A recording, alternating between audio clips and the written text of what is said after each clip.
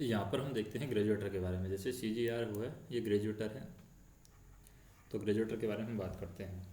ग्रेजुएटर 1 2 3 के द्वारा इनर व आउटर वार रिंग को टीएफपी के साथ जोड़ा गया है। जैसे हम बात करें यहाँ पर, जो इनर रिंग है ये वाली और आउटर रिंग है, इसको टीएफपी के साथ में जोड़ा गया है ग्रेजुएटर की हेल्प से। ड्राइविंग शाफ्ट के द्वारा सेलेक्टर आर्म के घूमने के साथ साथ, जैसे यहाँ पर ड्राइविंग शाफ्ट के द्वारा सेलेक्टर आर्म हमारी घूमती है, तो सेलेक्टर आर्म घूमने के साथ साथ क्या होता है, ग्रेजुएटर का कैम शाफ्ट भी कॉन्टैक्ट रोलर के ऑपरेशन के अनुसार घूमता है।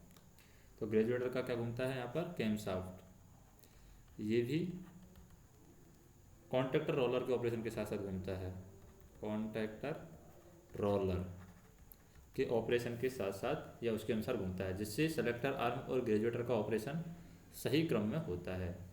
ग्रेजुएटर 1 2 3 के खुलने और बंद होने के प्रकार की बात करें, जैसे कि मान लीजिए नॉच अगर हम ले रहे हैं सम नॉच, यानी 2 4 6 इस तरीके से नॉच ले रहे हैं, तो ग्रेजुएटर 1 है हमारा, ये क्या होगा, अगर 1 पर है, इसे 1 नॉच लिया है, जैसे 2 नॉच लिया है सम 2 4 6 इस तरीके से, तो इस पर नॉच लेंगे तो हमारा ग्रेजुएटर ये है, ये क्या रहेगा, इसका कोई संबंध नहीं रहेगा, तो ये तो ओपन रहेगा, ये दोनों क्लोज रहेंगे, ये ग्रेजुएटर 2 और ग्रेजुएटर 3 क्लोज रहेंगे।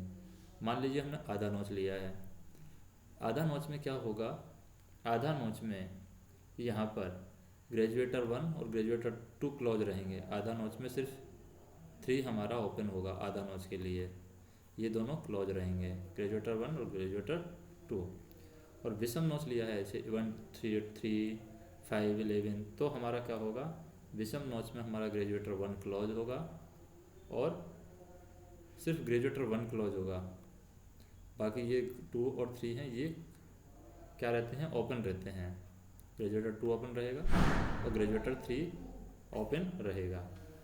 अब ग्रेजुएटर की सुरक्षा के लिए लगाए गए उपकरण हम देखते हैं। ग्रेजुएटर की सुरक्षा के लिए जो उपकरण लगाए जाते हैं, तो ग्रेजुएटर की सुरक्षा के लिए कौन कौन से उपकरण यहाँ पर लगाए गए हैं और उनकी हेल्प से हम समझेंगे कि इनका क्या रोल है, जो उपकरण लगाए गए हैं ग्रेजुएटर की सुरक्षा के लिए। तो सबसे पहले देखते हैं ग्रेजुएटर की सुरक्षा के लिए जो उपकरण लगाया गया है वो है PHGR।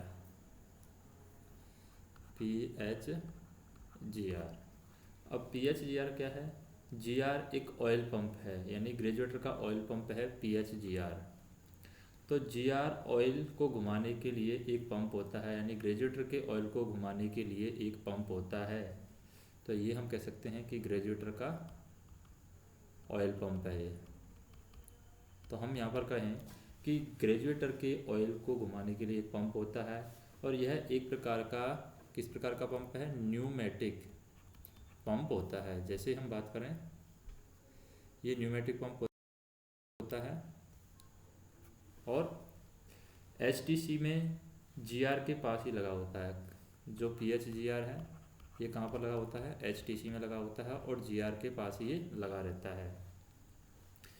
यह पंप इलेक्ट्रोवॉल्व EVPHGR के एनर्जाइज होने पर काम करता है। कब काम करता है ये, EVPHGR जब एनर्जाइज होता है तभी ये पंप है काम करता है, यानी हम कह सकते हैं यह पंप इलेक्ट्रोवॉल्व EVPHGR के एनर्जाइज होने पर काम करता है।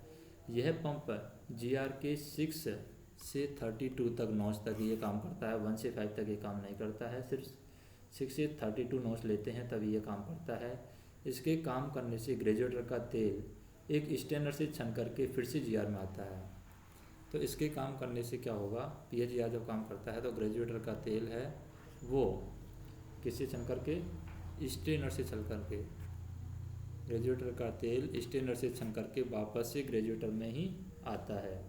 PHGR के कार्य की जांच पास लगे स्पाइक ग्लास की सुई देखकर कर सकते हैं कि PHGR का ग्लास PHGR है वो सही तरीके से कार्य कर रहा है कि नहीं कर रहा है, ये हम देख सकते हैं स्पाइक ग्लास के अंदर।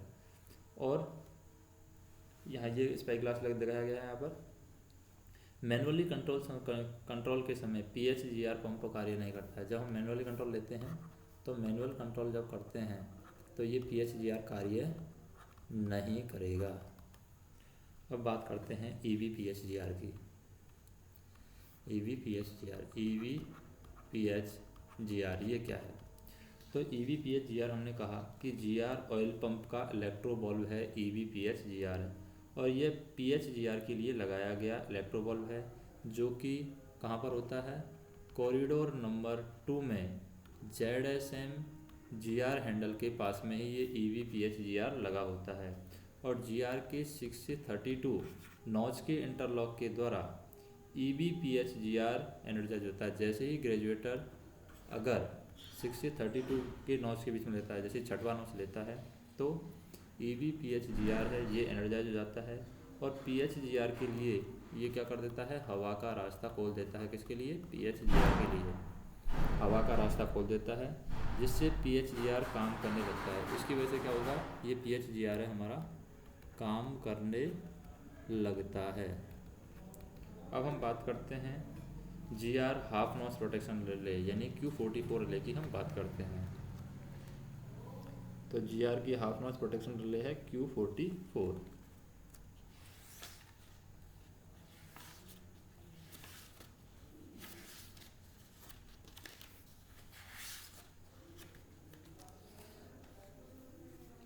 Q44 ये है ग्रेजुएटर की हाफ नॉच प्रोटेक्शन रिले। यह रिले है, रिले बोर्ड पर लगी होती है। कहाँ पर लगी होती है? ये रिले बोर्ड पर लगी होती है। और 0.6 सेकेंड टाइम लैग है इसका। कितना टाइम से लैग है? 0.6 सेकेंड ही इसका टाइम लैग है। और एक नॉच 0.6 सेकेंड से कम समय में ही आना चाहिए। एक नॉच जब हम लेते हैं तो वो 0.6 सेकेंड से कम समय के अंदर ही एक नॉच आ जाना चाहिए। यदि इससे ज़्यादा समय लगता है तो ग्रेजुएटर हमारा हाफ नॉच पर, यदि इससे ज़्यादा समय लगता है 0.6 सेकंड से ज़्यादा समय लगता है या हमारा ग्रेजुएटर हाफ नॉच पर मान लीजिए अटक जाता है, तो Q44 रिले है यानी ग्रेजुएटर की GR की हाफ नॉच प्रोटेक्शन रिले है, वो यहाँ पर एक्टिवेट हो जाती है। Q44 के सर्किट में लगे ग्रेजुएटर हाफ नॉच का इंटरलॉक खुल जाने से, तो Q44 के सर्किट में लगा होता है ग्रेजुएटर का हाफ नॉच इंटरलॉक, और उस हाफ नॉच इंटरलॉक के खुल जाने से 0.6 सेकंड के बाद में यह रिले क्या हो जाएगी? 0.6 सेकंड के बाद ही यह रिले डी एनर्जाइज हो जाती है। Q44 है वो डी एनर्जाइज हो जाती है। और जब Q44 हमारी डी एनर्जाइज हो जाती है तो ये डीजे को ट्रिप कर देती है। डीजे को क्या कर देगी? ट्रिप कर देगी, क्योंकि डीजे क्लोज रहता है तब इसको एनर्जाइज रहना ज़रूरी है। जैसे Q44 डी एनर्जाइज होगी, डीजे ट्रिप हो जाएगा। यदि ऐसा नहीं होता है, मान लीजिए डीजे ट्रिप नहीं होता है, तो हमारा RGR क्या हो जाएगा? जल जाएगा। RGR जल जाएगा। तो Q44 रिले के बारे में बताया गया कि GR की हाफ नॉच प्रोटेक्शन रिले है। Q44 की ब्रांच पर ही ग्रेजुएटर का हाफ नॉच ये लगा होता है। अब बात करते हैं Q46 के बारे में। तो ये दोनों चीज़ें हमें डीजे कंट्रोल सर्किट में मिलती हैं। जैसे ये है हमारी Q44 रिले, तो GR की हाफ नॉच प्रोटेक्शन रिले है। जैसे यहाँ पर देखें हम, GR है ओपन हो जाता है हाफ नॉच पर। जैसे हम कहें ये जो Q44 रिले है ये रिले बोर्ड पर लगी होती है। 0.6 सेकंड टाइम इसका टाइम लैग है, और एक नॉच पर 0.6 सेकंड से कम में आना चाहिए एक नॉच। अगर एक नॉच में 0.6 सेकंड से ज़्यादा समय लगता है तो GR हमारा हाफ नॉच पर अटक जाएगा। और GR हाफ नॉच पर अटक जाएगा तो Q44 में जो GR लगा हुआ है हाफ नॉच पर, ये क्या हो जाएगा? इसका इंटरलॉक है ये खुल जाएगा यानी ओपन हो जाएगा। और ओपन हो जाएगा तो Q44 रिले हमारी डी एनर्जाइज हो जाएगी। और Q44 डी एनर्जाइज हो जाएगी तो डीजे हमारा क्या हो जाएगा? ट्रिप हो जाएगा। डीजे ट्रिप हो जाता है। इसी तरीके से ग्रेजुएटर की फुल नॉच प्रोटेक्शन रिले है Q46। तो Q46 है, ये है ग्रेजुएटर की फुल नॉच प्रोटेक्शन रिले है, फुल नॉच प्रोटेक्शन रिले। अब इसमें क्या होता है? यह relay full notch protection relay है जो कि रिले बोर्ड पर लगी हुई है। ग्रेजुएटर को नॉचेज से जीरो पर लाने के लिए, ग्रेजुएटर को नॉचेज से जीरो पर लाने के लिए MP को हम क्या लाते हैं? जीरो पर लाते हैं। और यदि ऐसे समय में ग्रेजुएटर किसी फुल नॉच पर अटक जाता है, मान लीजिए ग्रेजुएटर हमारा किसी फुल नॉच पर अटक गया है, तो क्या करेंगे? जैसे यहाँ पर हम देखें, ये ग्रेजुएटर की फुल नॉच प्रोटेक्शन रिले है Q46। तो GR full notch protection relay है Q46, और ये फुल नॉच प्रोटेक्शन रिले है। यहाँ पर हम लिखा हुआ है ASM GR clause on zero और फुल नॉच प्रोटेक्शन। तो हम कह सकते हैं कि 1 से 32 तक काम करती है ये। तो GR को नॉच 0 पर लाने के लिए MP को 0 पर लाते हैं, और ऐसे समय में यदि ऐसे समय में GR किसी फुल नॉच पर अटक जाता है तो रिले Q46 हमारी क्या हो जाती है, एनर्जाइज हो जाती है। और जब Q46 एनर्जाइज हो जाती है तो Q46 का NCI क्या होता है, Q46 का NCI जो कि कहाँ पर लगा हुआ है, Q118 पर लगा हुआ है। ये Q46 का NCI है, ये Q118 की ब्रांच पर लगा हुआ है। ये क्या हो जाता है, ओपन हो जाता है। और जैसे ही ये NCI ओपन हो जाएगा तो जब ये ओपन हो जाता है तो क्या होता है, Q118 है वो हमारी क्या हो जाती है, डी एनर्जाइज हो जाती है। और जैसे ही Q118 डी एनर्जाइज हो जाएगी तो इसका NOI है Q44 की ब्रांच पर लगा हुआ है ये। अब इसका जो NOI है Q44 की ब्रांच पर लगा हुआ है वो यहाँ पर पहले क्लोज था, अब ओपन हो जाता है। और जब इसका NOI Q118 डी एनर्जाइज होने पर इसका NOI Q44 की ब्रांच पर लगा है, वह ओपन हो जाता है। और इसके ओपन होने से Q44 हमारी क्या हो जाती है, डी एनर्जाइज हो जाती है। और Q44 डी एनर्जाइज हो जाएगी तो Q44 का जो NOI है वो कहाँ पर लगा हुआ है, Q44 का NOI VCB DJ की ब्रांच पर लगा हुआ है, ये यहाँ पर ओपन हो जाएगा। और जैसे ही ये ओपन हो जाएगा तो BCB कॉइल है वो डी एनर्जाइज हो जाएगी।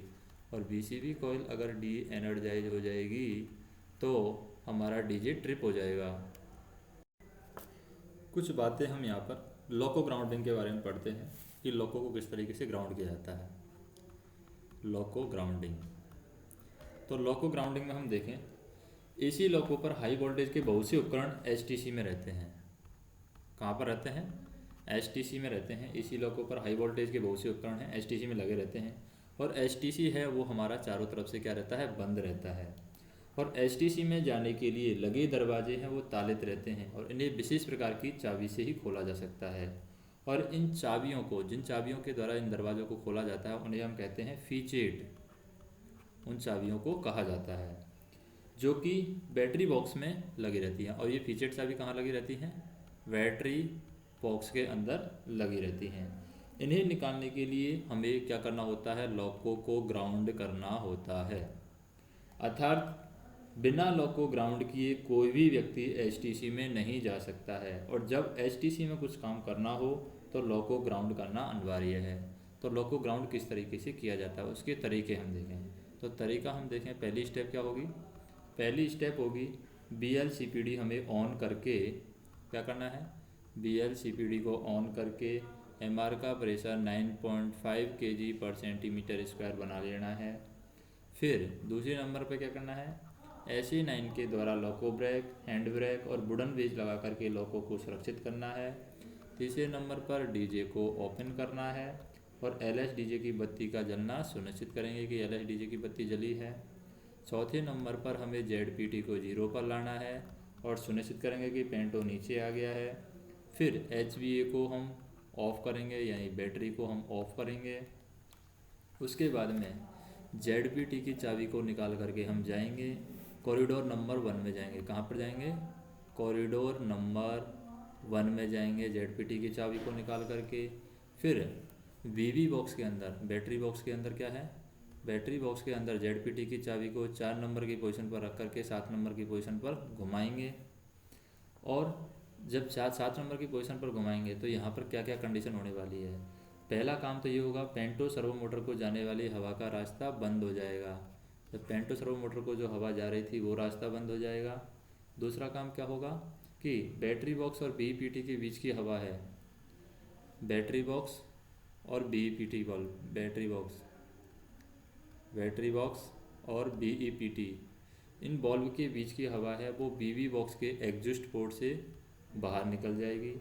और उसके बाद में क्या हो जाएगा, HOM हैंडल है वो फ्री हो जाएगा। HOM हैंडल फ्री हो जाएगा तो हम क्या करेंगे, HOM हैंडल को हम ऊपर की साइड उठाएंगे। जब HOM हैंडल को ऊपर की साइड उठाया जाएगा तो क्या होगा, HOM स्विच के छत पर 2 कॉन्टैक्ट लगे रहते हैं, उनमें एक कॉन्टैक्ट जो है वो क्या करता है, रूफ इक्विपमेंट को क्या कर देता है, आइसोलेट कर देता है। और दूसरा जो होता है वो कॉन्टैक्टर या वो कॉन्टैक्ट मेन ट्रांसफार्मर को अर्थ कर देता है। किसको कर देता है? मेन ट्रांसफार्मर को अर्थ कर देता है। उसके बाद में क्या करेंगे, डीजे कंट्रोल सर्किट में बीवी इंटरलॉक लेंगे। डीजे कंट्रोल सर्किट में बैटरी बॉक्स की क्या कर लेंगे? इंटरलॉक लगेंगे। जेडपीटी हमारी लॉक हो जाएगी, जेडपीटी लॉक हो जाएगी। उसके बाद में हमारी फीचेड चाबी फ्री होगी। इन सब के बाद में हमारी फीचेड चाबी है वो फ्री होगी। और आवश्यकता से एक अधिक फीचेड चाबी की सुरक्षा के लिए लगाएं, क्योंकि फीचेड चाबी अगर गिर गई तो हम लॉकों को एनर्जाइज फिर नहीं कर पाएंगे। फिर HOM हैंडल है, ग्राउंड स्थिति में लॉक हो जाएगा। कौन सा हैंडल? HOM हैंडल है, वो यहाँ पर ग्राउंड स्थिति में लॉक हो जाएगा और बिना फीचर चाबी के ये ओपन नहीं होने वाला है।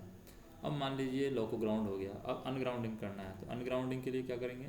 अनग्राउंडिंग के लिए हम वापस रिवर्स स्टेप अपनाएंगे। रिवर्स स्टेप में क्या होगा? फीचर चाबी है बैटरी बॉक्स में लगा करके जैसे 7 की स्थिति से 4 की स्थिति घुमाएंगे। HOM हैंडल क्या हो जाएगा? नीचे आ जाएगा, जो ऊपर गया था। HOM हैंडल नीचे आ जाएगा। फिर जेडपीटी चाबी जो हमने 4 से 7 घुमाई थी, इसको 7 से 4 घुमाएंगे। फिर लॉक को एनर्जाइज करेंगे और अपना कार्य करेंगे। अब हम देखते हैं ट्रैक्शन पावर सर्किट के बारे में। ये है traction power circuit. Traction power circuit में हम देखें कि जब ग्रेजुएटर, क्या होता है ट्रैक्शन पावर सर्किट में?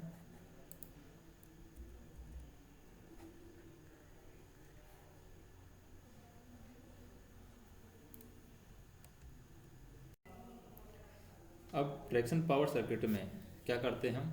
ग्रेजुएटर जो है वो नॉच लेता है 1 से 32 तक नॉच लेता है। यानी जब ग्रेजुएटर 1 से 32 नॉच पर रहता है तब हमारा TFP क्या होता है? चार्ज होता है। और इसके इंडक्शन से यहाँ पर TFP1 एंड TFP2 चार्ज होते हैं। TFP1 और TFP2 की सप्लाई क्रम से कहाँ जाती है? RSI1 ब्लॉक और RSI2 ब्लॉक को जाती है, जो कि AC सप्लाई को किस में बदल देते हैं? ये AC को DC में बदल देते हैं। AC को DC में बदलने पर आगे यह smoothing reactor SL1 and SL2 को जाती है और यहाँ इस सप्लाई को शुद्ध किया जाता है। कुछ पल्सेज AC के रह जाते हैं, उसको शुद्ध किया जाता है। फिर SL1 से line contactor L1, L2, L3 को जाती है। SL2 से line contactor L4, L5, L6 को जाती है। उसके बाद में हम बात करें कि L1, L2, L3 क्लॉज होंगे। जब L1, L2, L3 क्लॉज होते हैं तो ट्रैक्शन मोटर 1, 2, 3 इनके आर्मेचर को क्या जाएगी? इनके आर्मेचर तथा रिवर्सर J1 द्वारा, यानी L1, L2, L3 के क्लॉज होने से ट्रैक्शन मोटर 1, 2, 3 के आर्मेचर तथा रिवर्सर यहाँ पर लगा हुआ है J1, रिवर्सर J1 के द्वारा ट्रैक्शन मोटर 1, 2, 3 के फील्ड को सप्लाई जाती है। मोटर का फील्ड को सप्लाई यहाँ पर जाती है। Motor field 1, motor field 2, motor field 3 के सप्लाई यहाँ पर जाती है। और अगर L4, L5, L6 क्लॉज होने पर ट्रैक्शन मोटर 4, 5, 6 के आर्मेचर और रिवर्सर J2 के द्वारा ट्रैक्शन मोटर 4, 5, 6 के फील्ड को सप्लाई जाती है। तो MF6 मोटर फील्ड से 5, मोटर फील्ड 4 लगा हुआ है यहाँ पर। अब ट्रैक्शन पावर सर्किट में लगे उपकरण हम देखें। ट्रैक्शन पावर सर्किट में क्या क्या उपकरण लगे हुए हैं। पहला उपकरण की बात करते हैं, RSI ब्लॉक लगा हुआ है। ये RSI ब्लॉक लगा हुआ है, ये क्या काम करता है? AC लोकोमोटिव में DC सीरीज मोटर लगाई गई है। कैसी मोटर लगाई गई है? DC series motor AC locomotive में लगाई गई है। जबकि OHE से जो सप्लाई आती है वो आती है हमें AC। OHE से मिलने वाली जो सप्लाई है वो है सिंगल फेज AC। अब AC को DC में परिवर्तित करने के लिए यहाँ पर RSI block 1 and RSI block 2 लगाए गए हैं। यानी 2 RSI ब्लॉक लगाए गए हैं। Silicon rectifier block RSI1 and RSI2। TFP1 के द्वारा आने वाली जो सप्लाई है वो TFP1 के द्वारा आने वाली सप्लाई RSI1 को जाती है। TFP2 के द्वारा आने वाली सप्लाई है वो RSI2 को जाती है। और यहाँ AC से DC में ये बदल जाती है। जब AC से DC में बदल जाएगी तो क्या होगा? प्रत्येक RSI ब्लॉक में कितने डायोड लगे हुए हैं? प्रत्येक RSI ब्लॉक में 64 डायोड लगे हुए हैं। प्रत्येक RSI ब्लॉक में 64 डायोड लगे रहते हैं। जिनकी संरचना 4 भुजाओं में की जाती है। कितने भुजाओं में क्या की जाती है इनकी रचना? 4 भुजाओं में की जाती है। 1 2 3 4, 4 भुजाओं में की जाती है। और 4 भुजाओं में इस तरीके से की जाती है कि एक भुजा में 16 डायोड रहे। अब 16 डायोड को किस तरीके से कनेक्ट किया गया है? 2 डायोड सीरीज में, ऐसे 8 पैरेलल ग्रुप हैं। अब ये 16 डायोड किस तरीके से लगे गए हैं? 2 डायोड हैं सीरीज में, इस तरीके से 8 ग्रुप लगे गए हैं। 1 2 3 4 5 6 7 8, इस तरीके से एक में 16 हैं और 4 ब्रांचों में कितने हैं? 64। एक आरएसआई ब्लॉक में 64 डायोड लगे हुए हैं। इन डायोडों के द्वारा करंट केवल एक ही दिशा में बहती है। करंट केवल एक ही दिशा में बहेगी। फलस्वरूप आरएसआई ब्लॉक से आउटपुट के रूप में डीसी सप्लाई हमें मिलती है। अब डीसी सप्लाई जब मिलती है, इन डायोडों के सुपरविजन के लिए प्रत्येक आरएसआई ब्लॉक पर क्या लगाए गए हैं? टेल फ्यूज लगाए गए हैं। 12, 16 और 24 टेल फ्यूज लगाए गए हैं। अब टेल फ्यूज कैसे होते हैं? तो यहाँ पर हम देखें, ये डायोडों की सुपरविजन के लिए प्रत्येक आरएसआई ब्लॉक पर ये टेल फ्यूज लगाए गए हैं, प्रत्येक डायोडों की सुरक्षा के लिए। तो हम कह सकते हैं इन डायोडों की सुपरविजन के लिए प्रत्येक आरएसआई ब्लॉक पर 12, 16 या 24, यानी यहाँ पर 12, एक ब्रांच पर 12, 16, 24 टेल फ्यूज लगाए गए हैं। यदि किसी कारणवश किसी आर्म पर कोई डायोड पंचर या पावर फ्यूज मेल्ट होता है, तो संबंधित टेल फ्यूज विलो होकर के उस माइक्रो स्विच को ऑपरेट करता है, और उस माइक्रो स्विच को ऑपरेट करेगा।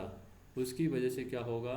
उस माइक्रो स्विच को ऑपरेट करने की वजह से QV63 रिले एनर्जाइज हो जाएगी। अगर कोई भी डायोड फ्यूज होता है, QV63 रिले, यानी हम कह सकते हैं कि यदि किसी भी कारण से किसी भी आर्म पर कोई डायोड पंचर होता है या फिर पावर फ्यूज मेल्ट होता है, तो संबंधित टेल फ्यूज ब्लो होकर के एक माइक्रो स्विच को ऑपरेट करता है, जिससे QV63 रिले एनर्जाइज हो जाती है।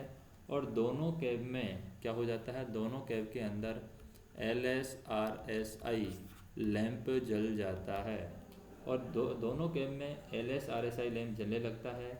ऐसे समय चालक को खराब टेल फ्यूज पहचान करके उसे बाहर निकाल देना चाहिए। RSI 1 ब्लॉक को ठंडा करने के लिए, RSI 1 ब्लॉक है, उसको ठंडा करने के लिए क्या लगाई गई है? MBSI 1 मोटर लगाई गई है। कौन सी मोटर लगाई गई है? RSI 1 ब्लॉक को ठंडा करने के लिए MBSI 1 ब्लोअर मोटर लगाई गई है। RSI 2 ब्लॉक को ठंडा करने के लिए MBSI 2 ब्लोअर मोटर लगाई गई है। तो RSI 1 से मिलने वाली डीसी सप्लाई का उपयोग ट्रैक्शन मोटर 1, 2, 3 तथा RSI 2 से मिलने वाली डीसी करंट का उपयोग या RSI 2 से मिलने वाली सप्लाई का उपयोग ट्रैक्शन मोटर 4, 5, 6 को चलाने के लिए किया जाता है। और जब टेल फ्यूज होता है तो कम करंट देकर हमें काम करना है। अब बात करते हैं स्मूथिंग रिएक्टर की, यानी कि SL की बात करते हैं। स्मूथिंग रिएक्टर जो SL लगाए गए हैं यहाँ पर, SL1 एंड SL2। जैसे RSI ब्लॉक से मिलने वाली सप्लाई शुद्ध DC नहीं होती है, इसमें कुछ AC के पल्स विद्यमान रह जाते हैं। तो हम क्या करते हैं, शुद्ध DC बनाने के लिए रेक्टिफायर से मिलने वाली करंट को, जैसे RSI 1 से मिलने वाली करंट को SL1 से गुजारा जाता है, RSI 2 से मिलने वाली करंट को SL2 से गुजारा जाता है। तो RSI 1 से मिलने वाली सप्लाई SL1 में तथा RSI 2 से मिलने वाली सप्लाई SL2 में जाती है। SL1 और SL2 को ठंडा करने के लिए, यहाँ पर SL1 को ठंडा करने के लिए MBSL1 मोटर और SL2 को ठंडा करने के लिए MBSL2 मोटर लगाई गई है। अब बात करते हैं ट्रैक्शन मोटर के बारे में। किसके बारे में बात करेंगे? Traction motor. जो यहाँ पर जैसे 3 ट्रैक्शन मोटर इधर लगी गई हैं, 1, 2, 3, इधर 3 ट्रैक्शन मोटर लगाई गई हैं, 4, 5, 6। बात करते हैं हम ट्रैक्शन मोटर की। किसकी बात करते हैं यहाँ पर? Traction motor. ट्रैक्शन मोटर में क्या है? तो WAG5 लोको में प्रत्येक एक्सल पर एक एक कुल 6 DC सीरीज मोटर लगी हुई है। 6 DC सीरीज मोटर यहाँ पर लगाई गई हैं और जो कि विद्युत ऊर्जा को क्या करती हैं, यांत्रिक ऊर्जा में बदलती है। और ट्रैक्शन मोटर की व्हील को एक्सल के द्वारा गियर केस द्वारा कपल किया गया है। यानी हम कहें कि यहाँ पर जैसे ये है मोटर, ट्रैक्शन मोटर है यहाँ पर। अब इस ट्रैक्शन मोटर की जो व्हील है, ये वाला व्हील, इस व्हील को किसके साथ कनेक्ट किया गया है, ट्रैक्शन मोटर को व्हील एक्सल के साथ गियर केस के द्वारा, व्हील एक्सल के साथ में गियर केस के द्वारा कपल किया गया है। गियर केस के द्वारा कपल किया गया है। ट्रैक्शन मोटर के आर्मेचर पर लगा गियर, ये ट्रैक्शन मोटर के आर्मेचर पर ये जो गियर लगा हुआ है इसको हम कहते हैं पिनियन, जिस पर 16, 18, 21, 16, 18, 21 और 23 दांते होते हैं। और इस पर लगे गियर को, और व्हील एक्सल पर जो लगा गियर है, ये व्हील एक्सल है, व्हील एक्सल पर जो ये गियर लगा हुआ है, इस गियर को क्या कहते हैं हम, वुल गियर कहते हैं। ट्रैक्शन मोटर के आर्मेचर पर जो गियर लगा हुआ है उसे पिनियन कहते हैं, और व्हील एक्सल पर जो गियर लगा हुआ है उसे हम कहते हैं वुल गियर। वुल गियर, और वुल गियर पर कितने दांते होते हैं, 58, 62 और 64 और 65। जैसे कि 23 है तो 65, 21 है तो 64, 18 है तो इधर 62 होंगे, 16 है तो इधर 58 होंगे। तो इस गियर अरेंजमेंट के द्वारा ट्रैक्शन मोटर से प्राप्त यांत्रिक ऊर्जा को, जो ट्रैक्शन मोटर से जो यांत्रिक ऊर्जा मिल रही थी है, इस यांत्रिक ऊर्जा को यहाँ पर किस में बदला जाता है, ट्रैक्शन मोटर से प्राप्त यांत्रिक ऊर्जा को लोको चलाने के लिए इसको गतिज ऊर्जा में बदला जाता है। यानी कि यहाँ पर हम बदलते हैं लोको को चलाने के लिए गतिज ऊर्जा में, यांत्रिक ऊर्जा को गतिज ऊर्जा में परिवर्तित किया जाता है। और जब हम लोको पर डायनेमिक ब्रेक लगाते हैं, जब हम लोको पर यहाँ पर क्या लगाते हैं, डायनेमिक ब्रेक, जैसे कि इस व्हील पर हम लगाते हैं डायनेमिक ब्रेक, डायनेमिक ब्रेक। तो जब इस व्हील पर डायनेमिक ब्रेक लगाते हैं उस समय यह सभी traction motor separately excited DC generator का कार्य करते हैं। ये जो मोटर हैं उस टाइम पर जब हम डायनेमिक ब्रेक लगाते हैं तो उस समय ये सभी ट्रैक्शन मोटर क्या काम करेंगी, सेपरेटली एक्साइटेड DC जनरेटर का काम करेंगी। सेपरेटली एक्साइटेड DC जनरेटर, तो सेपरेटली एक्साइटेड DC जनरेटर का ये मोटर हमारी काम करेगी। और इन सभी ट्रैक्शन मोटरों की कंट्रोलिंग के लिए क्या लगाए गए हैं, इन सभी ट्रैक्शन मोटरों की कंट्रोलिंग के लिए 2 HMCS स्विच बोर्ड पर लगाए गए हैं। क्या लगाए गए हैं, HMCS स्विच बोर्ड पर लगाए गए हैं। तो इन सभी ट्रैक्शन मोटरों की कंट्रोलिंग के लिए 2 HMCS स्विच लगाए गए हैं। और HMCS स्विच, जैसे HMCS स्विच नंबर 1 है, ये ट्रैक्शन मोटर 1, 2, 3 के लिए है। और HMCS स्विच नंबर 2 है, वो ट्रैक्शन मोटर 2, 3, 4 के लिए है। कौन सा स्विच, HMCS 2, वो होता है ट्रैक्शन मोटर 4, 5, 6 के लिए होता है। जब किसी ट्रैक्शन मोटर में खराबी आती है तो संबंधित HMCS के द्वारा खराब ट्रैक्शन मोटर को हम क्या कर देते हैं, आइसोलेट कर देते हैं। अब यहाँ पर विभिन्न लोकोमोटिव में ट्रैक्शन मोटर को दी जाने वाली करंट का मान यहाँ पर हम देखेंगे कि अलग अलग मोटर को किस तरीके से करंट की वैल्यू दी जाती है। तो यहाँ पर हम देखें, जैसे कि मान लीजिए हमारे पास में लोको का टाइप हम देखते हैं पहले तो कि किस टाइप का लोको है, टाइप ऑफ लोको।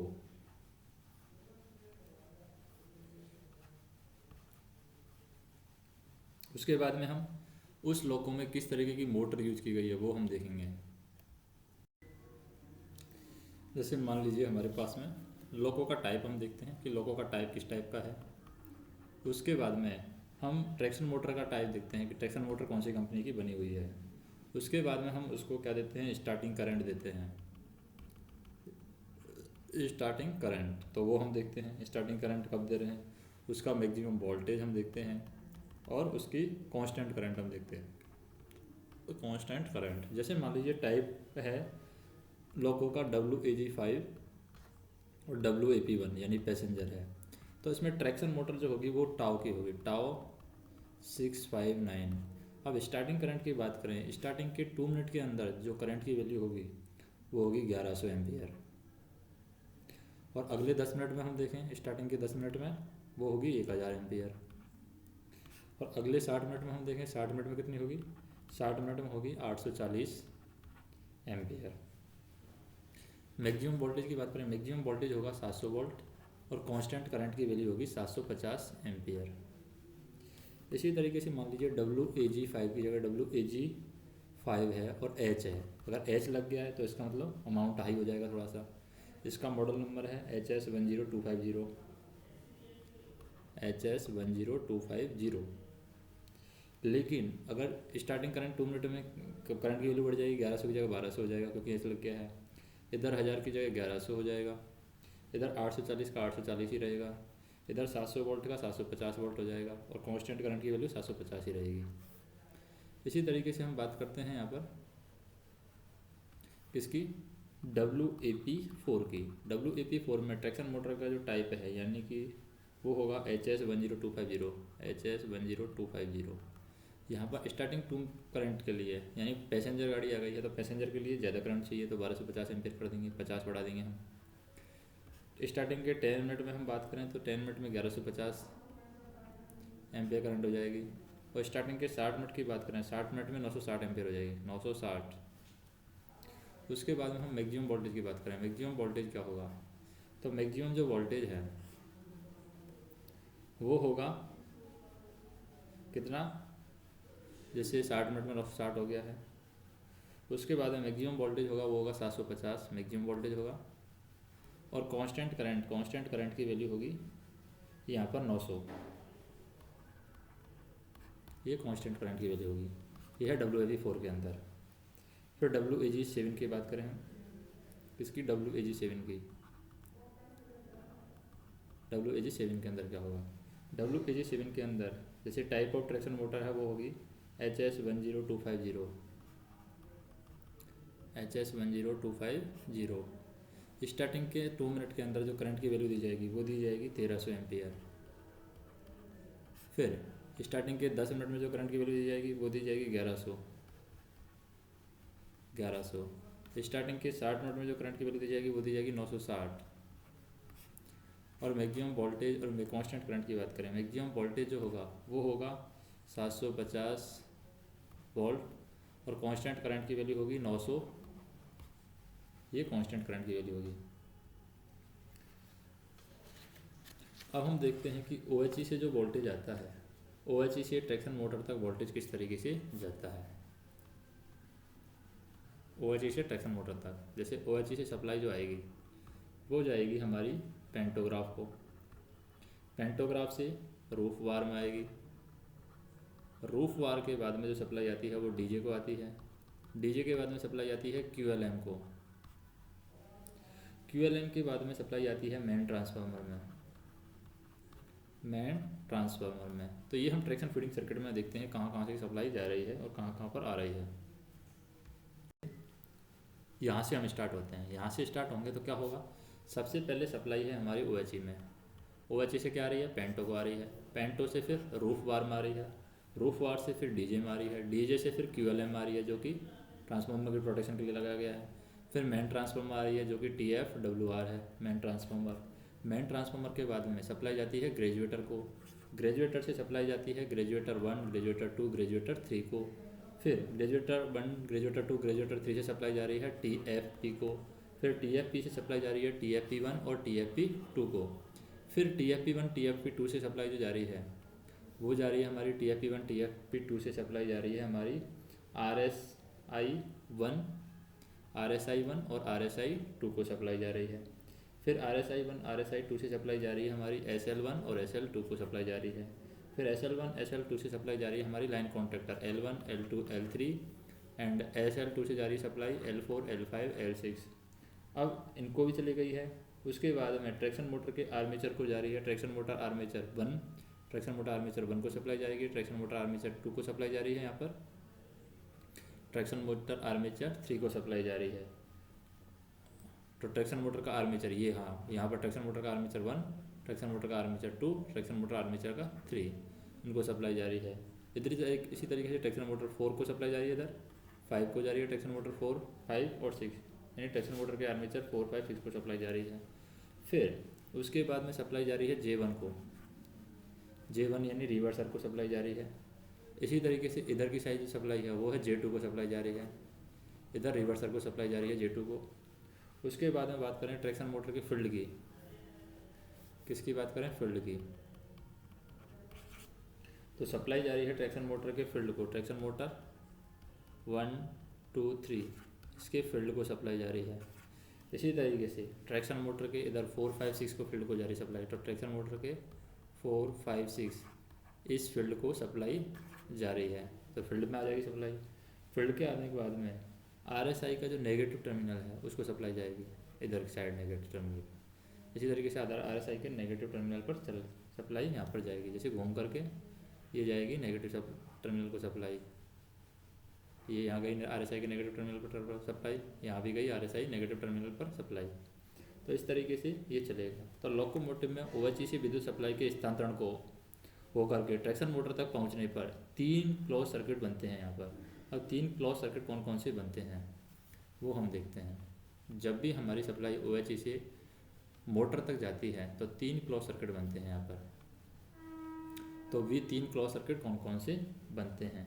पहली बात करें, single phase AC 25 kV supply है, single phase AC 25 kV supply, ये कहाँ तक जाती है, single phase AC 25 kV OHE से जाती है मेन ट्रांसफार्मर पर। यहाँ पर एक फेज हो जाएगा, 1 फेज। उसके बाद में हम बात करते हैं, ये 1 फेज हो गया। उसके बाद में ग्रेजुएटर के नॉचेज के अनुसार सिंगल फेज सप्लाई है, TFP से TFP 1 और 2 के बीच में जाती है, तो ये दूसरा फेज हो गया सप्लाई का, सेकंड फेज। इसके द्वारा ग्रेजुएटर के नॉचेज के द्वारा TFP से TFP 1 और TFP 2 को जाती है। तीसरा जो फेज है सप्लाई का, वो तीसरा फेज है यहाँ पर कि DC सप्लाई जो है वो यहाँ पर DC सप्लाई RSI SL1, फिर लाइन कॉन्ट्रैक्टर के बाद में ट्रैक्शन मोटर के बाद में रिवर्सर, और रिवर्सर से पुनः RSI ब्लॉक पर जो सप्लाई जाती है, इस तरीके से जाती है। तो ये 3 फेज में 3 क्रॉस सर्किट यहाँ पर बनते हैं। ट्रैक्शन पावर सर्किट में लगे सुरक्षा के उपकरण कौन कौन से यहाँ पर सुरक्षा के उपकरण लगाए गए हैं। तो सुरक्षा के उपकरण की बात करें, पहला सुरक्षा उपकरण है QRSI1 QRSI2, ये सुरक्षा के उपकरण है। तो यह रिले है RSI ब्लॉक की सुरक्षा के लिए लगाया गया है, जैसे ही नाम से पता चल रहा है RSI एंड में आ रहा है। और यह एक टारगेट वाली सेफ्टी रिले है। किस तरह की रिले है, ये सेफ्टी रिले है। वो भी किस टाइप की है सेफ्टी रिले, ये टारगेट वाली सेफ्टी रिले है, जो कि कैब नंबर 2 में रिले बोर्ड पर लगी हुई है। कहाँ पर लगी हुई है ये कैब नंबर 2 में रिले बोर्ड पर ये लगी हुई है, कैब नंबर 2 में रिले बोर्ड पर लगी हुई है। और QRSI1 रिले RSI1 ब्लॉक के लिए है। इसी तरीके से QRSI2 रिले है, ये RSI2 ब्लॉक के लिए है। जब कभी RSI ब्लॉक में बहने वाली करंट की मात्रा, जब कभी भी RSI ब्लॉक में बहने वाली करंट की मात्रा 3600 एम्पियर से ज़्यादा होती है,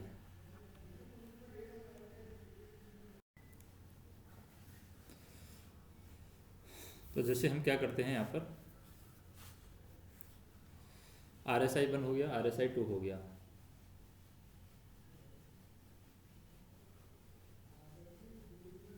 तो जैसे ही RSI ब्लॉक में बहने वाली करंट की मात्रा अगर 3600 एम्पियर होती है, कितनी होती है, 3600 एम्पियर से ज़्यादा होती है, तो यह रिले एनर्जाइज होकर के, कौन सी रिले, QRSI रिले एनर्जाइज होकर के DJ को ट्रिप कर देती है और RSI ब्लॉक को अधिक करंट से होने वाली नुकसान से बचाती है।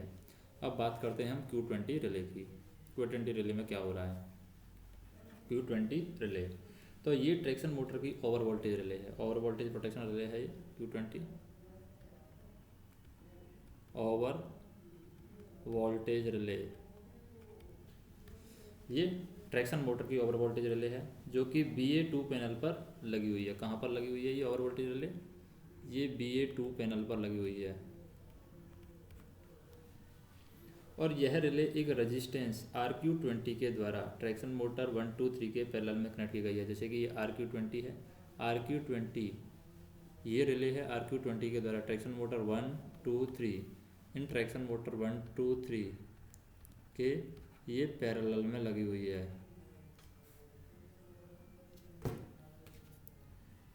और हम बात करें यहाँ पर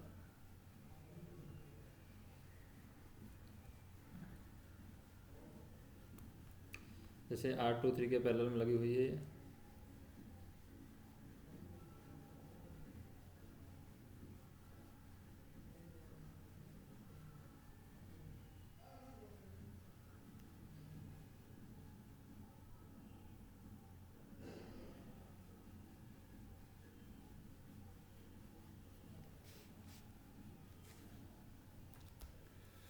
फिर क्या होता है यहाँ पर, जैसे ये RQ20 रिले है, वो ओवर वोल्टेज प्रोटेक्शन रिले है जो कि ट्रैक्शन मोटर के लिए लगी हुई है, और इसी के साथ में सीरीज में RQ20 लगा हुआ है जो कि सारी ट्रैक्शन मोटर जो है 1 2 3 उनके पैरेलल में ये कनेक्ट की गई है। और जब कभी ट्रैक्शन पावर सर्किट में, इस ट्रैक्शन पावर सर्किट में मान लीजिए 790 वोल्ट से अधिक वोल्टेज होता है, 790 वोल्ट से अधिक वोल्टेज बढ़ जाता है, अधिक वोल्टेज, तो 790 वोल्ट से अधिक वोल्टेज बढ़ जाता है तो ये रिले है हमारी, ये क्या हो जाती है, एनर्जाइज हो जाती है। तो ये रिले हमारी क्या हो जाएगी, एनर्जाइज हो जाएगी। और जैसे ही ये रिले एनर्जाइज होगी तो इसके एनर्जाइज होने से दोनों कैब में लगा हुआ SON है, जो बजर होता है SON, वो यहाँ पर बजने लगता है। तो दोनों कैब में लगा हुआ SON यहाँ पर बजने लगता है, बजने लगेगा। और ऑटो रिग्रेशन आ जाएगा। तो ये यहाँ पर क्या होगा, ऑटो रिग्रेशन आ जाएगा। Q20 रिले से भी यहाँ पर ऑटो रिग्रेशन आ जाता है, ये हमें ध्यान रखना है। और जब यह वोल्टेज 700 वोल्ट हो जाता है, 790 की जगह मान लीजिए 700 वोल्ट हो गया है, तो ये रिले है Q20 रिले, ये हमारी डी एनर्जाइज हो जाएगी। और जब ये रिले डी एनर्जाइज हो जाएगी तो क्या होगा, SON है वो बजना बंद कर देगा, और SON बजना बंद कर देगा, इसका मतलब ऑटो रिग्रेशन रुक जाएगा, ऑटो रिग्रेशन रुक जाएगा। अब ये हम देखते हैं ऑटो रिग्रेशन होता क्यों है।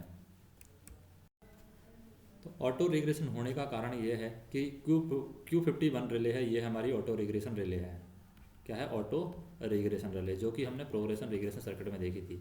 अब ये Q51 रिले है, ऑटो रिग्रेशन रिले है, और Q20 जब हमारा एनर्जाइज होता है तो ये इसका कनेक्शन इससे जोड़ जाता है, और ये हमारी Q51 रिले क्या हो जाती है, एनर्जाइज हो जाती है।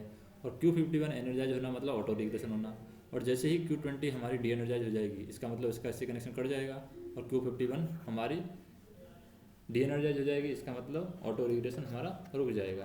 तो इस सर्किट की वजह से यहाँ पर ऑटो रिग्रेशन आता है। अब बात करते हैं करंट डिफरेंशियल रिले की, यानी QD की बात करते हैं। अब QD भी यहाँ पर लगी हुई है, करंट डिफरेंशियल रिले, कौन सी, QD।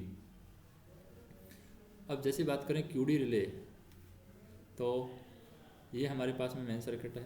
अब इसमें देखें QD रिले कहाँ पर लगी हुई है, और QD रिले की बात करें तो ये भी हमारी लोकोमोटिव में एक तरीके से हम कह सकते हैं करंट डिफरेंस पर ऑपरेट होती है।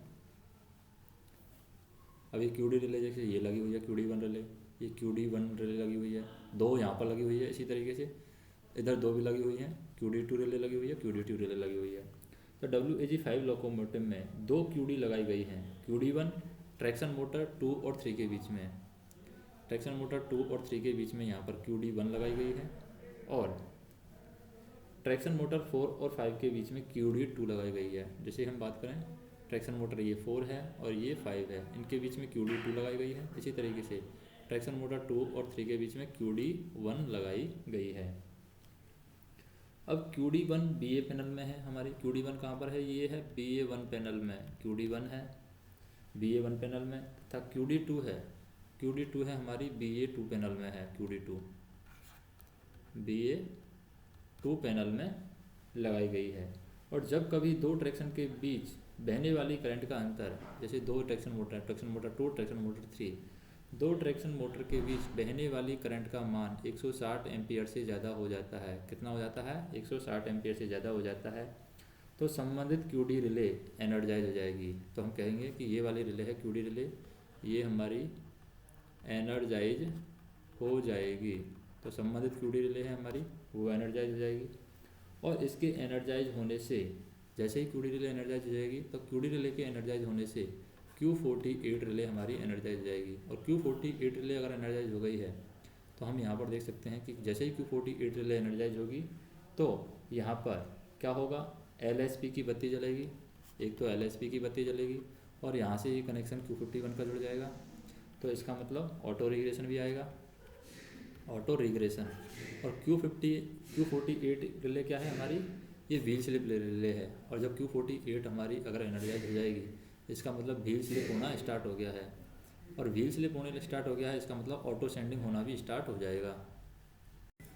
तो जैसे हमने देखा यहाँ पर कि हमारी मान लीजिए Q48 रिले एनर्जाइज हो गई है, Q48 व्हील स्लिप पर एनर्जाइज होती है, और व्हील स्लिप हो गया तो इसका मतलब ऑटो सेंडिंग भी हमें करनी होगी, ये एनर्जाइज होगी तो Q51 भी एनर्जाइज हो जाएगी, इसका मतलब ऑटो रिग्रेशन भी होना स्टार्ट हो जाता है, और LSP की बत्ती भी यहाँ पर जलती है। तो ये 3 काम होते हैं जब Q48 एनर्जाइज हो जाती है।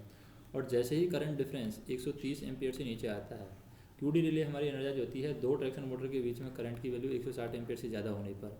और जैसे ही करंट का मान 130 एम्पियर से कम होता है या कम रह जाता है, तब हमारी QD रिले है वो डी एनर्जाइज हो जाएगी। अब QD अगर डी एनर्जाइज हो जाएगी तो हम कह सकते हैं कि 48 है वो हमारी डी एनर्जाइज हो जाएगी। 48 डी एनर्जाइज हो जाएगी तो हम कह सकते हैं कि ये ऑटो रिग्रेशन का काम बंद हो जाएगा, और LSP हमारी क्या हो जाएगी, बुझ जाएगी, और ऑटो सेंडिंग भी बंद हो जाएगा। अब बात करते हैं ट्रैक्शन पावर सर्किट अर्थ fault protection relay. Traction power circuit की अर्थ फॉल्ट प्रोटेक्शन रिले कौन सी है? तो अर्थ फॉल्ट प्रोटेक्शन रिले की बात करें हम यहाँ पर, ये है QOP ट्रैक्शन पावर सर्किट की अर्थ fault protection relay. Traction power circuit की अर्थ फॉल्ट प्रोटेक्शन रिले है ये, अर्थ fault protection relay, protection relay. अब ये QOP जो है ये हमारी टारगेट वाली सेफ्टी रिले है। क्या है हमारी? टारगेट वाली सेफ्टी रिले, टारगेट वाली सेफ्टी रिले है QOP। और हम बात करें कि QOP1 है, QOP1 किसके लिए है? QOP1 हमारी ट्रैक्शन मोटर 1, 2, 3 के लिए है। और QOP2 है, ये QOP2 हमारी किसके लिए लगी हुई है? ट्रैक्शन मोटर 4, 5, 6 इनके लिए लगी हुई है QOP2। अब QOP की बात करें, QOP 50 वोल्ट DC सप्लाई पर एनर्जाइज होती है। कौन सी? ये QOP1 है। ये QOP जो भी ट्रैक्शन पावर सर्किट के लिए जो QOP है रिले है, ये 50 वोल्ट DC सप्लाई पर एनर्जाइज होती है। कितने वोल्ट पर? 50 वोल्ट DC सप्लाई पर ये QOP है हमारी 50 वोल्ट DC सप्लाई पर एनर्जाइज होती है। और ट्रैक्शन पावर सर्किट में अर्थ फॉल्ट होने पर, जैसे ही ट्रैक्शन पावर सर्किट में अर्थ फॉल्ट होगा तो QOP रिले हमारी एनर्जाइज हो जाएगी।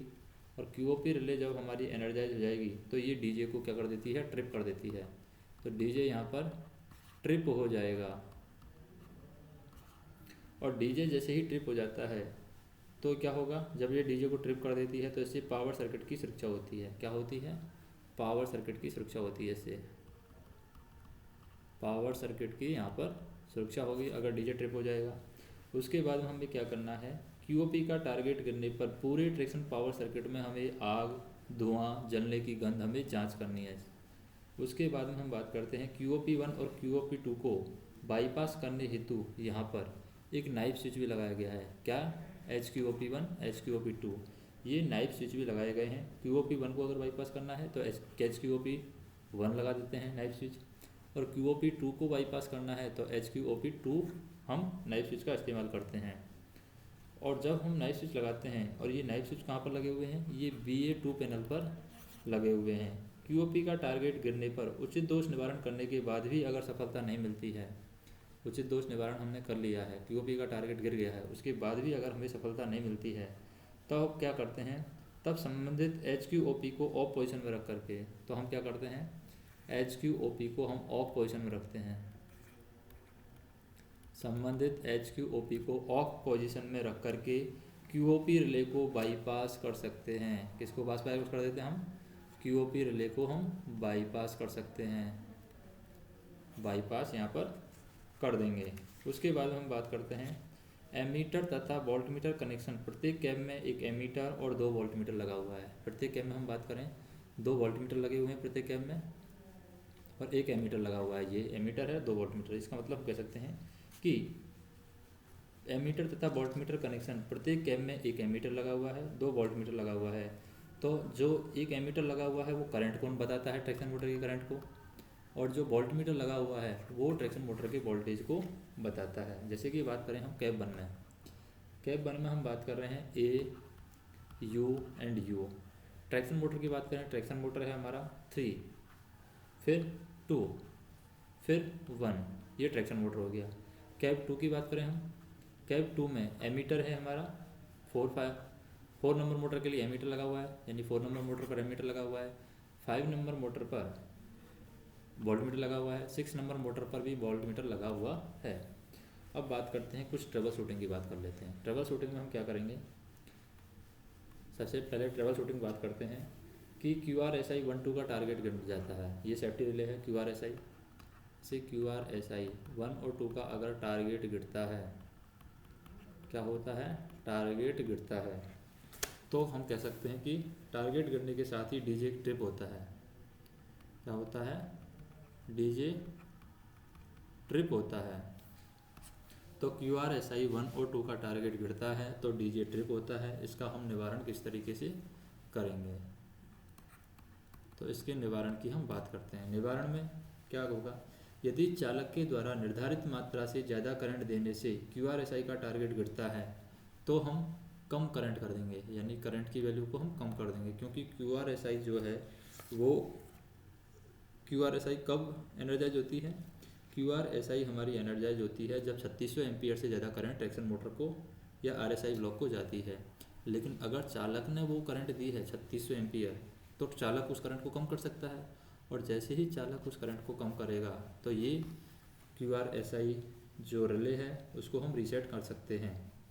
यदि निर्धारित करंट देने पर भी QRSI का टारगेट गिरता है, हमने 3600 एम्पीयर से कम करंट दी है, उसके बाद भी अगर QRSI का टारगेट गिरता है तो HMCS 1 और 2 से क्रम से एक एक मोटर आइसोलेट करके देखेंगे। किससे, HMCS 1 और 2 से।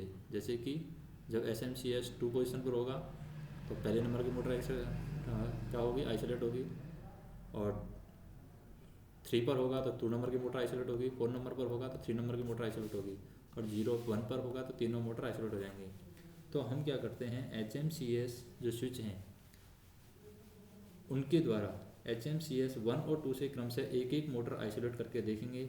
यदि ट्रैक्शन मोटर आइसोलेट करने पर ट्रिपिंग बंद हो जाती है तो गाड़ी कार्य करेंगे। यदि फिर भी सफलता नहीं मिलती है तो हम क्या करते हैं, HMCS को नॉर्मल करके संबंधित HVSI 1-2 को, संबंधित जो HVSI है हमारा, किसको, HVSI 1-2 को 0 पर रख करके बाकी ट्रैक्शन मोटर से कार्य करेंगे। HVSI को हम 0 पर रखेंगे और संबंधित HVSI को 0 पर रख करके हम बाकी 3 ट्रैक्शन मोटरों से ही कार्य करेंगे, यानी 3 ट्रैक्शन मोटर से कार्य करेंगे। संबंधित HVSI को हम क्या कर देंगे, 0 पर रख देंगे। अब बात करते हैं QRSI का टारगेट गिरने पर सबसे पहले ट्रैक्शन पावर सर्किट की आग, धुआं और जलने की गंध की जांच हमें करनी है। अब मान लेते हैं कि QRSI का टारगेट नहीं गिरा है, अब टारगेट गिरा है QOP 1 और 2 का, यानी QOP 1 का टारगेट गिरा है या फिर QOP 2 का टारगेट गिरा है। तो इसकी बात करते हैं कि QOP 1 और 2 में से कोई टारगेट गिरा हुआ है, तो इसका निवारण किस तरीके से किया जाएगा, क्योंकि QOP 1 और 2 का टारगेट गिरेगा तो सीधी सी बात है डीजे ट्रिप होगा, तो उसे हमें बचाना है।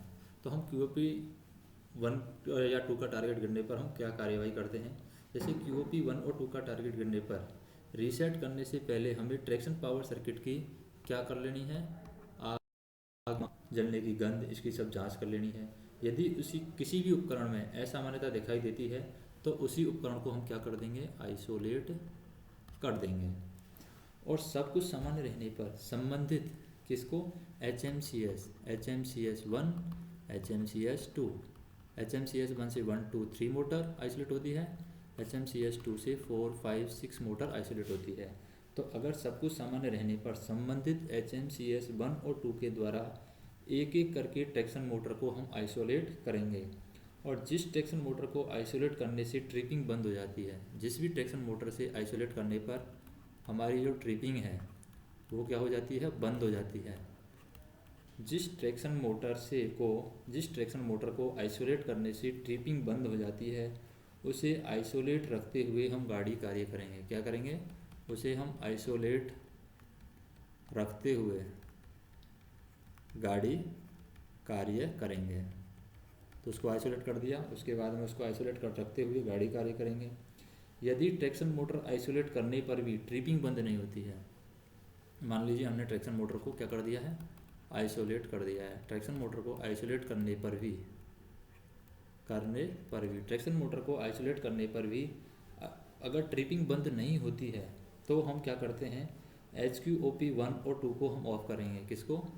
HQOP 1 और 2 है, इसको हम क्या करेंगे? ऑफ करेंगे। HQOP 1 और 2 को ऑफ करेंगे। लोको ब्रेक लगा करके 2-3 नॉच लेकर के ट्रैक्शन पावर सर्किट की हम जांच करेंगे। जैसे लोको ब्रेक लगाएंगे, 2-3 नॉच लेकर के चेक करेंगे, 2-3 नॉच लेकर के हम ट्रैक्शन पावर सर्किट की जांच करेंगे। किसकी जांच करेंगे? ट्रैक्शन पावर सर्किट की हम जांच करेंगे। और ट्रैक्शन पावर सर्किट की जांच करेंगे, सब सामान्य रहने पर हम गाड़ी कार्य करेंगे। यदि किसी उपकरण से आग, धुआं आदि दिखाई देता है तो उसे हम आइसोलेट कर देंगे। फिर हम बात करते हैं ट्रैक्शन मोटर से धुआं या असामान्य आवाज़ आने पर की जाने वाली कार्यवाही। मान लीजिए असामान्य कुछ दिख रहा है ट्रैक्शन मोटर में, ट्रैक्शन मोटर से धुआं आ रहा है या फिर कुछ असामान्य आवाज़ आ रही है, तो क्या करेंगे? गाड़ी को खड़ा करेंगे और ख़राब मोटर को हम जांच करेंगे कि ख़राब मोटर कौन सी है। फिर क्या करते हैं? उसको आइसोलेट कर देंगे। गाड़ी चालू करके सहायक चालक के द्वारा सभी एक्सल का घूमना हम देखेंगे कि सभी एक्सल हैं वो घूम रहे हैं। अगर कोई एक्सल नहीं घूम रहा है अर्थात एक्सल लॉक हो गया है, कोई एक्सल नहीं घूम रहा है इसका मतलब एक्सल लॉक हो गया है, तो गाड़ी रोकेंगे। एक्सल लॉक के कारणों की जांच करेंगे, जैसे कि वियरिंग सीज हुई है या माइका आउट हुआ है या फिर बियरिंग सीज हुई है, या फिर पिनियन या बुल गियर टीथ टूट गया है। क्या? पिनियन या बुल गियर टीथ टूटना, बुल गियर टीथ है उसका टूटना, कि बुल गियर टीथ है वो टूट गया है। और सहायता की हम मांग करेंगे। अगर ऐसा एक्सल लॉक हो गया है, एक्सल लॉक भी हो गया है, तो हम सहायता की मांग करेंगे। अगर सभी एक्सल घूम रहे हैं, मान लीजिए क्या हो रहे हैं? सभी एक्सल घूम रहे हैं, असामान्य आवाज़ के कारणों का पता लगाएंगे। स्लिप पिनियन ट्रैक्शन मोटर से माइका आउट की जांच करेंगे और उचित ट्रबल शूटिंग हम करेंगे। अब बात करते हैं कि ट्रैक्शन मोटर से माइका आउट होने का संकेत क्या है। ट्रैक्शन मोटर से माइका आउट होने का संकेत, माइका आउट का संकेत हम देखते हैं।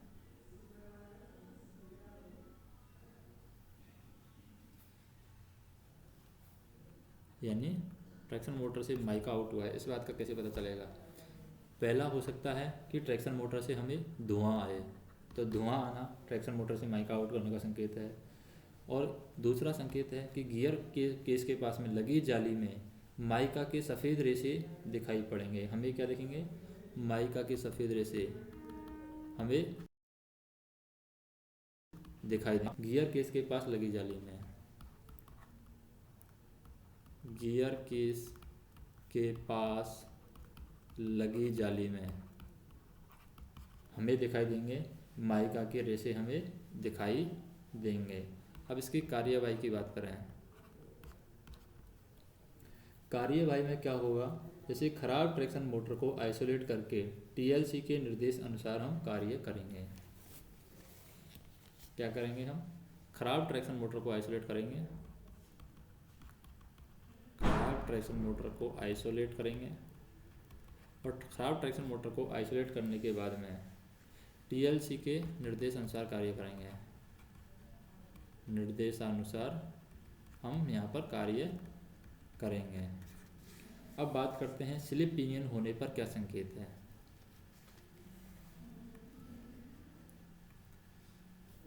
स्लिप पिनियन होने पर संकेत, स्लिप पिनियन होने पर संकेत, पिनियन होने पर संकेत। जैसे स्लिप पिनियन होने पर क्या संकेत होगा, अगर स्लिप पिनियन हो रहा है तो उसका संकेत होगा, पहला संकेत गियर केस से धुआं और असामान्य आवाज़ आना। गियर केस से क्या हो सकता है, धुआं आ रहा है या फिर कोई असामान्य आवाज़ आ रही है, असामान्य आवाज़ आ रही है। या फिर हमें व्हील स्लिप का संकेत मिल रहा है, किसका संकेत मिल रहा है, व्हील स्लिप का,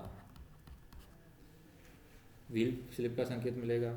और यदि क्यूडी से संबंधित मोटर में स्लिप पिनियन है तो व्हील स्लिप के साथ में एलएसपी भी जलेगा।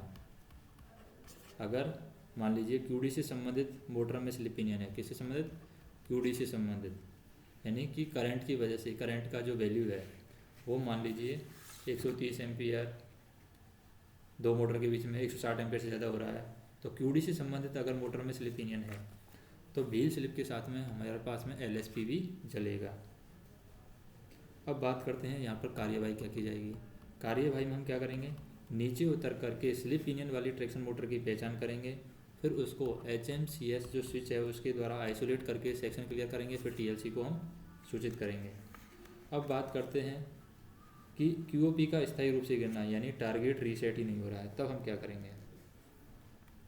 जैसे QOP जो है हमारी ये स्थायी रूप से गिर गई है, स्थायी रूप से, और स्थायी रूप से गिर गई है तो इसका मतलब इसका टारगेट हमसे रीसेट नहीं हो रहा है, टारगेट रीसेट न होना का, यानी QOP हमारी स्थायी रूप से गिर गई है, इसका टारगेट रीसेट नहीं हो रहा है, तो हम क्या करेंगे।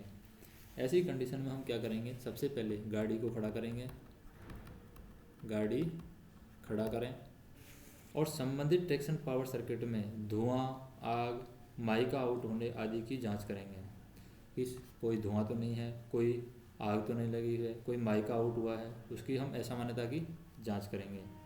दूसरा हमें क्या करना है, यदि माइका आउट होने की ट्रैक्शन मोटर में जानकारी मिलती है तो संबंधित TM को आइसोलेट करेंगे। जो भी माइका आउट होने की अगर हमें जानकारी मिलती है तो हम उस ट्रैक्शन मोटर को क्या कर देंगे, आइसोलेट कर देंगे। और उसके बाद में हम क्या करेंगे, 15 kmph 15 किलोमीटर प्रति घंटा की गति से हम सेक्शन क्लियर करेंगे और TLC को हम सूचित करेंगे।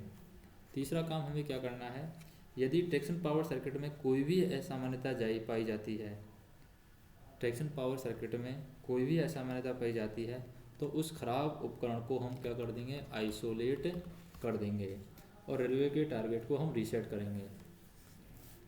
और सेक्शन में QOP का टारगेट स्थायी तौर पर गिरने पर लोको पायलट सबसे पहले HQOP को ऑफ करके TSD के अनुसार, HQOP को ऑफ करके TSD के अनुसार संबंधित सावधानियों का पालन करते हुए सेक्शन क्लियर करेगा और घटना की जानकारी TLC को देंगे एवं लॉग बुक में घटना की जानकारी को दर्ज करेंगे।